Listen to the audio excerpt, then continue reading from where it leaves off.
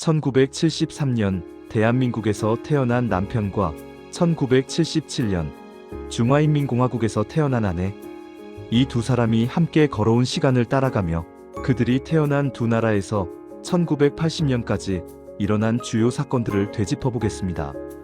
그들의 삶과 역사가 교차하는 지점을 함께 살펴보시죠. 1973년 대한민국 격동의 시기였습니다. 1972년 유신헌법이 공포된 지 얼마 되지 않아 사회 전반에 긴장감이 감돌았습니다. 경제 개발은 한창이었지만 그 이면에는 정치적 억압과 자유의 제한이라는 그림자가 드리워져 있었습니다. 같은 해 제1차 석유 파동이 터지면서 대한민국 경제는 큰 타격을 입게 됩니다. 중동 전쟁의 발발과 더불어 국제 유가가 급등하면서 물가가 치솟고 경제는 혼란에 빠졌습니다.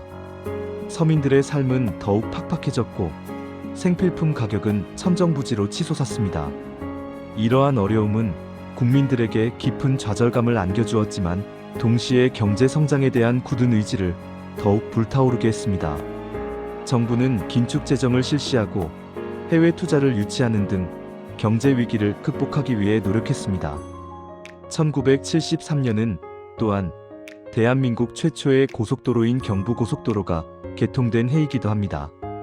이로써 서울과 부산을 잇는 길이 열렸고 대한민국 경제 발전에 큰 기여를 하게 됩니다. 경부고속도로는 물류 수송을 원활하게 하고 지역 간의 교류를 촉진하며 대한민국의 산업 발전을 가속화하는 데 크게 기여했습니다. 당시에는 상상하기 어려웠던 빠른 속도로 전국을 연결하는 고속도로의 등장은 대한민국 근대화의 상징이 되었습니다. 한편 1977년 중국에서는 어떤 일들이 있었을까요? 문화대혁명이 종식된 지 얼마 되지 않은 시점이었지만 사회 전반에는 여전히 혼란이 남아 있었습니다. 등소평은 실용주의 노선을 추진하며 개혁개방의 기틀을 마련하기 시작했습니다. 문화대혁명으로 인해 붕괴된 사회 시스템을 재건하고 경제 발전을 위한 새로운 길을 모색해야 했습니다. 등소평은 흥묘백묘론을 내세우며 사회주의 시장 경제 체제를 도입하기 위한 준비를 시작했습니다. 1977년은 중국의 과학기술 발전에도 중요한 해였습니다. 전국 과학기술대회가 개최되어 과학기술의 중요성이 강조되었고 이를 통해 중국은 과학기술 강국으로 발돋움하기 위한 첫걸음을 내딛었습니다. 과학기술의 중요성을 인식하고 과학자들의 사기를 진작시키기 위한 노력이 시작되었습니다. 이 해에는 또한 대학 입시 제도가 부활하면서 젊은이들에게 새로운 희망을 안겨주었습니다. 문화대혁명 기간 동안 교육의 기회를 잃었던 많은 젊은이들이 다시 학업에 정진할 수 있게 되었습니다. 잃어버린 교육의 기회를 되찾고 미래를 향한 꿈을 펼칠 수 있게 된 것입니다. 두 사람의 어린 시절은 각자의 나라에서 각기 다른 모습으로 흘러갔습니다.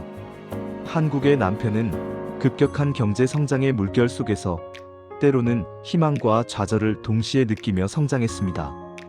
학교에서는 열심히 공부하고 친구들과 뛰어놀며 평범한 어린 시절을 보냈지만 사회는 끊임없이 변화하고 있었고 그 변화의 소용돌이 속에서 미래에 대한 불안감을 느끼기도 했습니다.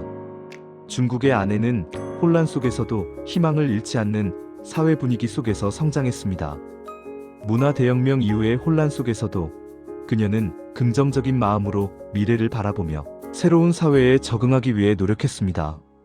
1970년대 후반으로 접어들면서 두 나라 모두 변화의 움직임이 감지되었습니다.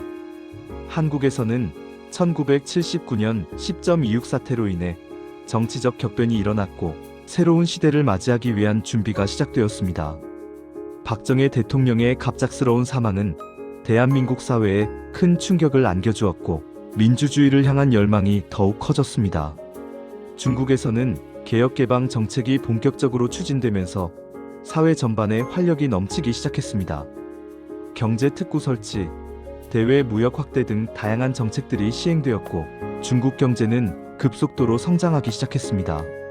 1980년 두 사람은 각자의 나라에서 새로운 10년을 맞이하게 됩니다.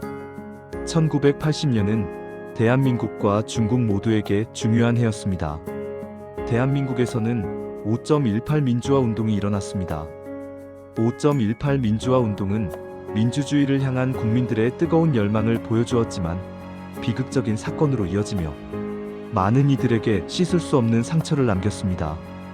계엄군의 무력 진압으로 인해 수많은 사상자가 발생했고 사회는 큰 혼란에 휩싸였습니다.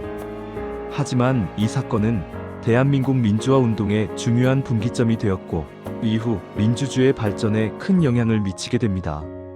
5.18 민주화 운동은 억압에 맞서 싸우는 국민들의 용기를 보여주었고 민주주의의 가치를 다시 한번 되새기게 했습니다.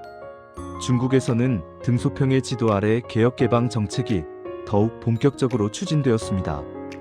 경제 특구 설치, 대외 무역 확대 등 다양한 정책들이 시행되었고 중국 경제는 급속도로 성장하기 시작했습니다. 1980년은 두 사람의 삶뿐만 아니라 두 나라의 역사에도 잊을 수 없는 한 페이지로 기록되었습니다.